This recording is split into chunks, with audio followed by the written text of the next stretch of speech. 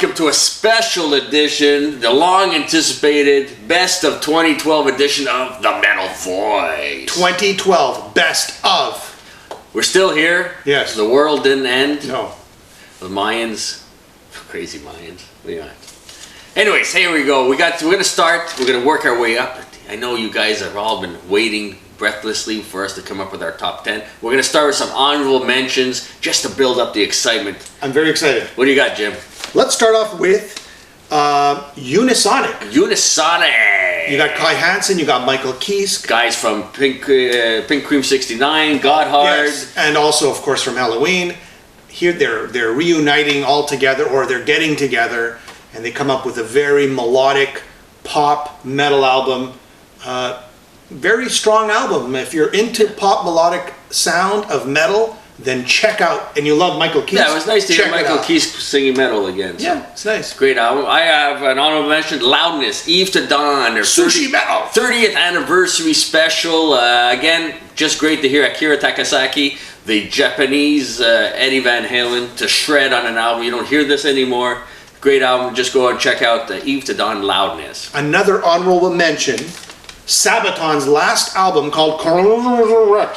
Carolus-Rex. Carolus-Rex. Our Swedish is not that great. No, every time I actually try to pronounce it, I butcher it. Yeah. And all the Swedes are like, what are you doing? We get emails. Yeah. Anyways, but beside our poor pronunciation, wonderful album. It's power metal.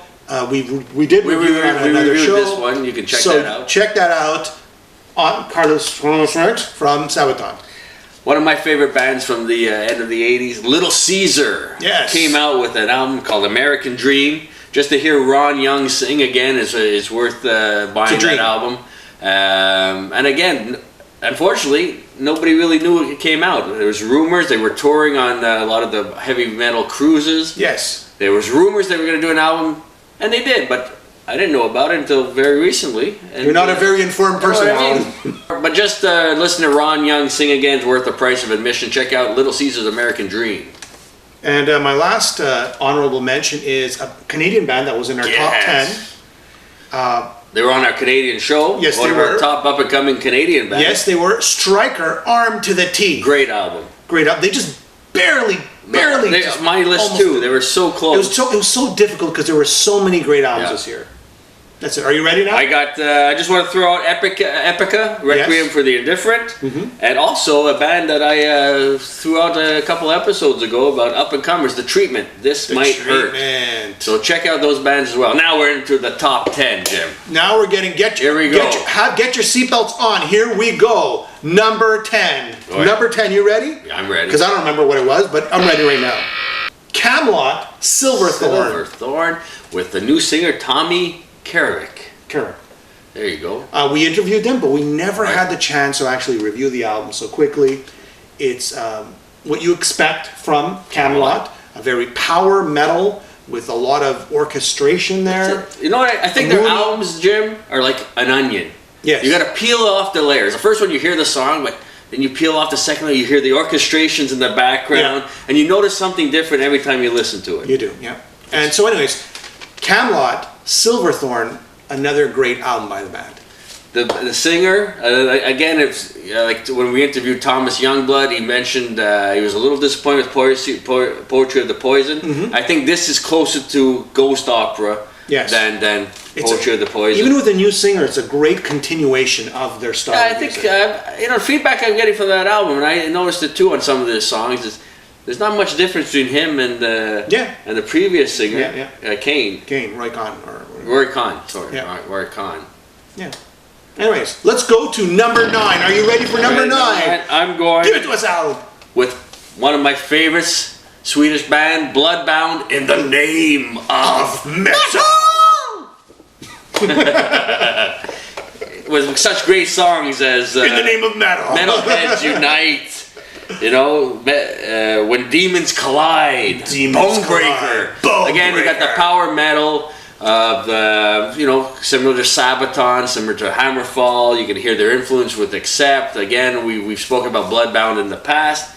A good album, a very solid album, and glad to see that they came out with another one. So you've got to check out Bloodbound's in the name of metal. And I think I hear, is that Tobias Sammet I hear singing background vocals in their cover or their release of the Book of the Dead off one of their previous albums? It may be. It just may be.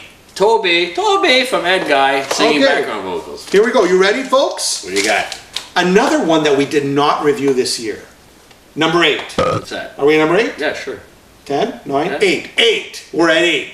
Overkill. Yes, Overkill, The Electric Age. I just forgot the name of the album. Oh. Overkill, The Electric Age. Really? Thrash, brutal, metal, Bobby Blitz. Just, these guys are getting better over the years. New York thrash. You know what's interesting? Metallica, who started off like this amazing thrash metal band, you know, over the years their albums have gone weaker. Yeah.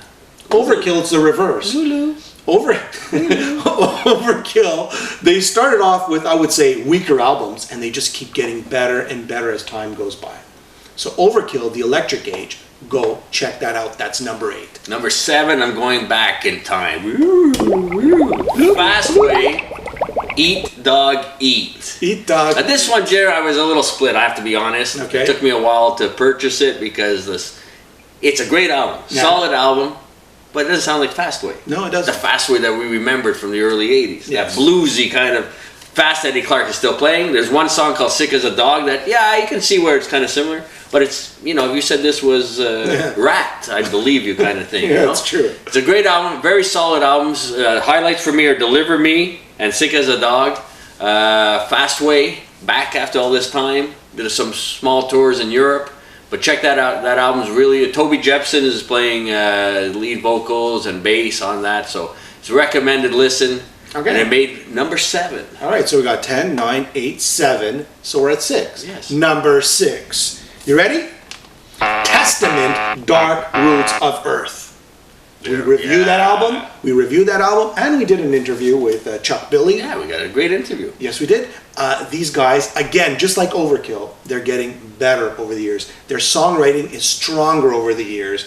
And I would say Andy Schneep, who actually produces this album, he's like knocking them out of the park. Yep. So congrats to Andy Schneep. He should be actually the producer of 2012 once again. Right. Every year. Yeah. There you go. So there you go. Testament, Dark Roots of Earth. We're number 5. Number 5. Like a suicide. This was probably the most anticipated album. Let me guess. Of Metallica, Lulu. Next to Guns N' Roses, Chinese Democracy. Okay. Diamond Dave is back with the Van Halen family with A Different Kind of Truth. Yes. We reviewed that. We did a Tattoo show, just talking about the release of Tattoo when it came out as a single. The album we spoke about, great feedback from all our viewers. For me, Stay Frosty is one of the standout tracks, Tattoo.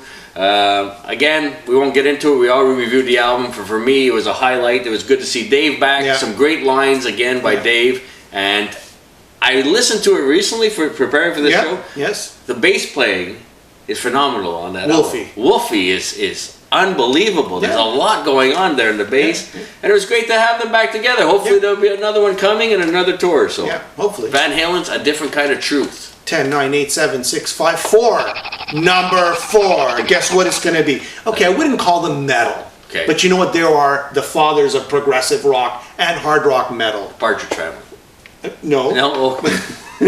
Rush, Clockwork, Angels. Of course. Remember I told you the more times you listen to it, the better the album gets? Right. Yes, it's getting better and better and better. And you know what? It's now made our top 10 list of best hard rock metal albums of 2012. The Wreckers, Wish Them Well, The Garden Caravan, B2B. Just the more times you listen to it, the more times you appreciate it. And again, it's got a theme, right? It's got a story behind it, which makes it even more compelling. Based on the book, right? Based on the book. Or the book based on the CD. Anyways, we reviewed that CD as well, so check out some of our early episodes if you're interested in Clockwork Angels by Rush. Number 3. This is a surprise. A band that came to Montreal. I saw them play live. They were touring with White Wizards. Air Supply. I checked them out. And as people say, how do you find out about all these bands? Well, when they come to town, there's a lot of them are supporting acts, and you go on to their websites and you check them out. And this was probably the biggest surprise for me for 2012. Icarus Witch. Icarus Witch. Out of an album called Rise. A band out of Pittsburgh, Pennsylvania. Yeah. They opened, like I said, for White Wizard. This album, I couldn't stop listening to it. Classic sound. New Rebellion is probably the highlight for me, but every song in that album is great. Yeah. They got that classic sound, but they made it its own. They got a new singer that sometimes sounds a little bit like Paul Stanley. Okay. He's got a little bit of a dramatic voice, but the music, everything, the musicianship, they were great live. But this album is a standout. I highly recommend going and get Icarus Witch-Rise. We didn't have time to review it. Yeah. I didn't even have time to review the concert and the tour that they did with White Wizard earlier in the summer. But this is a surprise for me. I can't iterate. You look very surprised. Emphasize enough to go out and you gotta check out this band. It's unbelievable. An unbelievable just album. as a note on Icarus Witch, I believe they were the backing band for Paul Di'Anno when he was in the U.S. Oh wow. Yeah, I think it was in the U.S. I believe so. Yeah. Okay. Well, if I'm wrong, guys, please leave your comments. Number 2. Number Are you 2. ready? It's somewhere in this room. Number 2. Where do you think it is? Is it over here? No, it's over here. Kreator-Phantom Antichrist. German. Millie and the Boys. Teutonic Terror. Again, produced by producer of 2012, Andy Schneep. Solid. Again, Overkill. I mentioned Overkill. I meant Testament. Kreator. They have. This is the chart. Here's the chart. They're getting better and better and better. So it's a year of thrash. 2012 is definitely a year of thrash.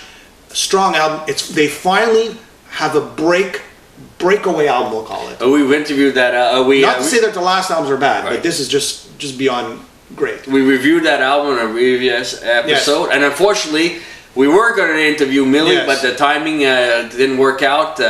He decided to go to the gym and have a good workout before the show, and we had other commitments. But a great album, Jim, and I'm glad it made the top 10. Yeah. Now, number 1. I'm ready. I'm ready. I got my seatbelt on. We had the chance to interview them twice this year. Who is it? Accept-Stalingrad. Stalingrad. Wolfie. Stalingrad. Number 1 album for us. I think that was a unanimous choice, Jim. Yeah. Striker was another strong one that we agreed on. On a little note, we met the whole band, we met the crew, we met Gabby. Thank you very much, Gabby. Got to see the concert. It was a great show.